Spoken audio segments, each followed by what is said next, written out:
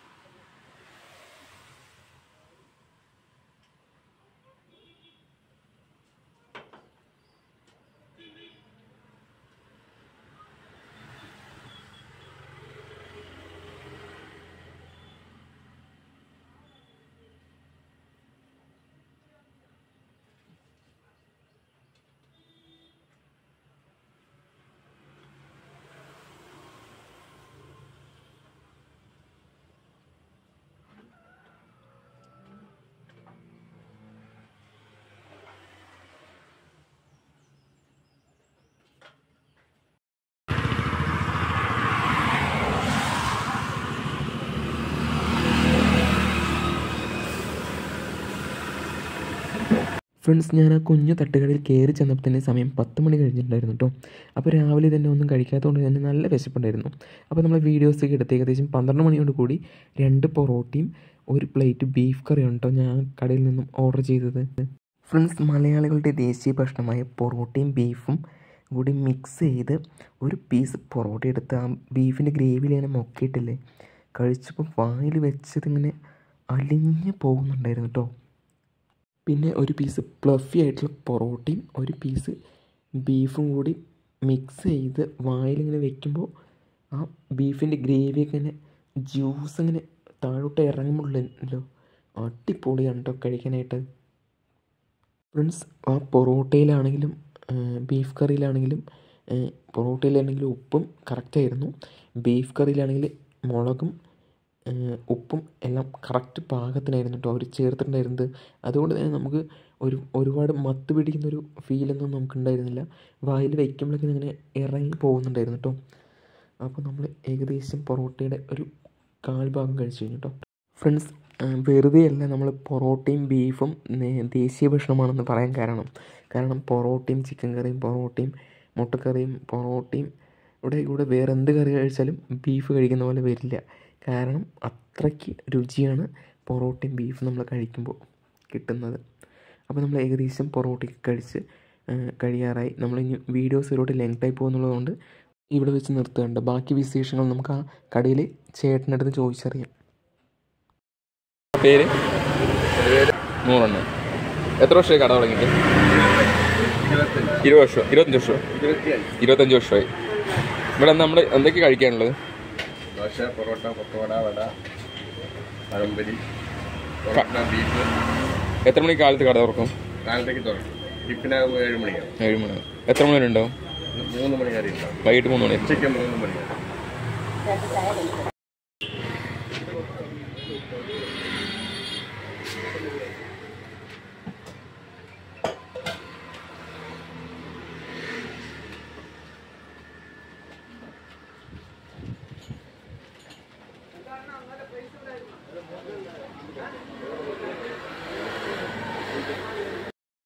Friends, video ഇഷ്ടമായി കഴിഞ്ഞാൽ channel subscribe ചെയ്തിട്ടുണ്ടെങ്കിൽ താഴെ കാണുന്ന സബ്സ്ക്രൈബ് ബട്ടൺ അമർത്താൻ മറക്കരുത്. തൊട്ടടുത്ത് കാണുന്ന ബെല്ലിൻ്റെ ചിഹ്നം കൂടി അമർത്താൻ ഞാനിടുന്ന വീഡിയോസ് നിങ്ങൾക്ക് നോട്ടിഫിക്കേഷൻ ലഭിക്കുന്നതായിരിക്കും. അപ്പോൾ ലൈക്ക് ചെയ്യുക, ഷെയർ ചെയ്യുക, കമൻറ്റ് ചെയ്യുക. പുതിയൊരു കിടിലൻ വീഡിയോ കാണുന്നതായിരിക്കും. എല്ലാവർക്കും ബൈ ബൈ.